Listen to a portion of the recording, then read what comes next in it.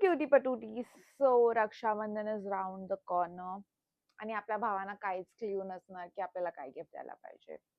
So guys, don't worry. Isha is here. Isha will help you out. Okay. आणि हे माझ्या भावांसाठी पण hint असेल की मला काय गिफ्ट द्यायला पाहिजे. So first thing is we have a watch.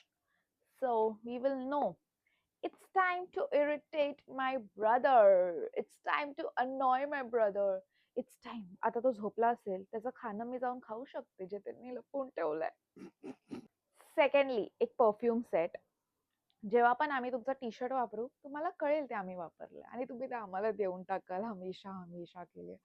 Because भावांच्या T shirt चोरण्यात जी मजा आहे ती आम्हालाच माहिती आहे.